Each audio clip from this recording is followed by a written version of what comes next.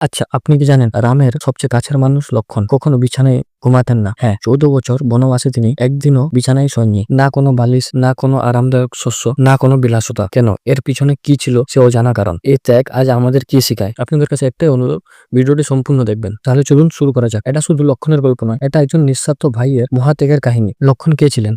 লক্ষণ ছিলেন শ্রীরামের ছোট ভাই। তিনি ছিলেন সাহস, ত্যাগ, ভক্তি ও কর্তব্যের জীবন্ত প্রতীক। যখন রামকে 14 বছরের জন্য বনবাসে পাঠানো হয়, তখন রাম একা যাননি, সঙ্গে ছিলেন সীতা আর লক্ষণ।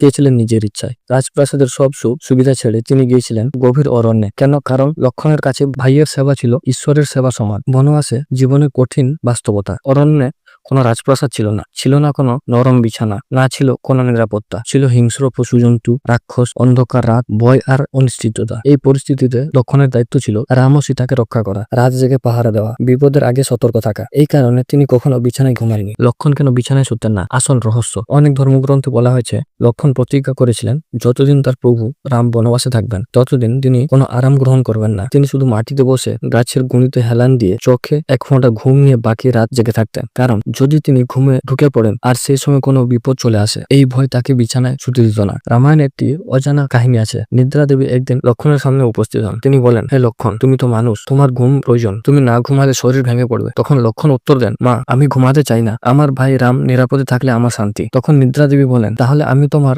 ঘুম 14 বছরের জন্য কেড়ে নিচ্ছি, তুমি সম্পূর্ণ জেগে থাকবে। এই কারণে লক্ষণ 14 বছর কার্যত ঘুমাননি। ইন্দ্রজিতের যুদ্ধ, লক্ষণের অচেতন হওয়া। লঙ্কা যুদ্ধে যখন মেঘনাথ ইন্দ্রজিৎ শক্তিশাল নিক্ষেপ করেন, তখন লক্ষণ মূর্ছে যান। সেই সময় বলা হয় 14 বছরের জেগে থাকা নিদ্রা একসাথে শরীরে নেমে আসে। এই ঘটনা প্রমাণ করে লক্ষণের ত্যাগ ছিল মানুষের সীমারও ঊর্ধ্বে। ভাইয়ের প্রতি নিঃস্বার্থ ভালোবাসা। লক্ষণ কোনো রাজা ছিলেন না, কোন দেবতা ছিলেন না, তিনি ছিলেন একজন আদর্শ ভাই, যিনি নিজের সুখ বিসর্জন দিয়ে ভাইয়ের নিরাপত্তাকে নিজের জীবনের একমাত্র লক্ষ্য বানিয়েছিলেন। আজকের যুগে যেখানে নিজের স্বার্থ সবার আগে, সেখানে লক্ষণ আমাদের শেখান ত্যাগ মানে দুর্বলতা নয়, ত্যাগ আসল শক্তি। লক্ষণের জীবনে থেকে আমরা 5টি মূল্যবান শিক্ষা পাই। কর্তব্য আগে, সুখ পরে, পরিবার মানেই দায়িত্ব, ভালোবাসা মানেই ত্যাগ, সেবাই সর্বোচ্চ ধর্ম, নিঃস্বার্থতাই প্রকৃত বীরত্ব। একবার ভাবুন, 14 বছর, একদিন নয়, এক মাস নয়, পুরো 14 বছর কোনো আরাম নেই, শুধু ভাইয়ের নিরাপত্তার জন্য। এই যে নিঃস্বার্থ ভালোবাসা, এটাই লক্ষণকে মানুষ থেকে মহাপুরুষে পরিণত করেছে। আজ যখন আমরা বলি আমার সময় নেই, আমার কষ্ট হচ্ছে, আমি পারবো না, তখন একবার লক্ষণের কথা ভাবুন। তিনি কখনো বলেননি আমি ক্লান্ত,